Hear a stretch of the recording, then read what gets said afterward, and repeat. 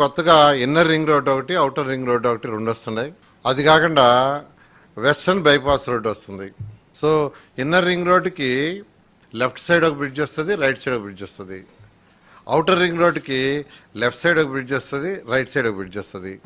ఇప్పుడు eastern bypass అయిపో వచ్చింది, దానికి ఒక బ్రిడ్జ్ వస్తుంది. అంటే వెస్టర్న్ బైపాస్ వచ్చి వస్తుంది. అంటే మరొక 6 బ్రిడ్జిలు ఈ కృష్ణా రివర్ మీద వస్తున్నాయి. 6 బ్రిడ్జిలు.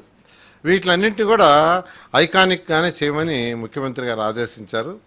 దాన్ని యాక్చువల్గా సిఆర్డీఏ వాళ్ళు ఆ బ్రిడ్జిలు కట్టేటప్పుడు ఐకానిక్ బ్రిడ్జిలుగానే కట్టడం జరుగుతుంది. దాన్ని యాక్చువల్గా స్టడీ చేయమన్నారు. అంటే కొత్తగా ఇప్పుడు inner ring road, outer ring road వస్తుంది కాబట్టి దానికి దీనికి ఎంత డిస్టెన్స్ వస్తుంది, దీని అవసరం ఉందా లేదా ఒకసారి స్టడీ చేసి తీసుకురమ్మన్నారు. వాళ్ళు స్టడీ చేసిన తర్వాత దాని మీద డెసిషన్ తీసుకుంటాం.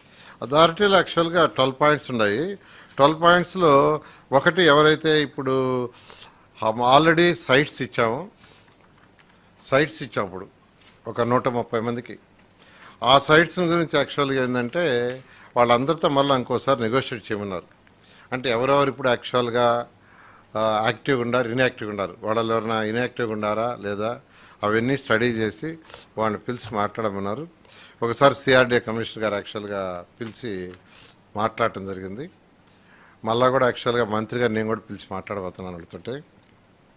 తర్వాత ఇంకా కూడా ఏదన్నా బిట్స్విల్ అని అలాంటి ఆర్గనైజేషన్స్ ఏదైతే ఉన్నాయో వాటిలన్నిటి కూడా ఇన్వైట్ చేసి వాళ్ళతో డిస్కస్ చేయమని యాక్చువల్గా చెప్పడం జరిగింది.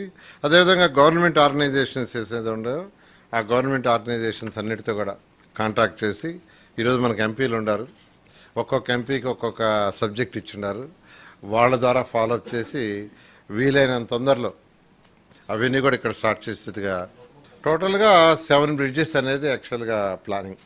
ఇప్పుడు యాక్చువల్గా మనకు ఆల్రెడీ 2 ఉన్నాయి, ఇప్పుడు ఒకటి వచ్చింది 3, ప్లస్ ఈ రింగ్ రోడ్లు 2 వస్తే ఇంకో 4 వస్తాయి, 7 అయిపోయినాయి.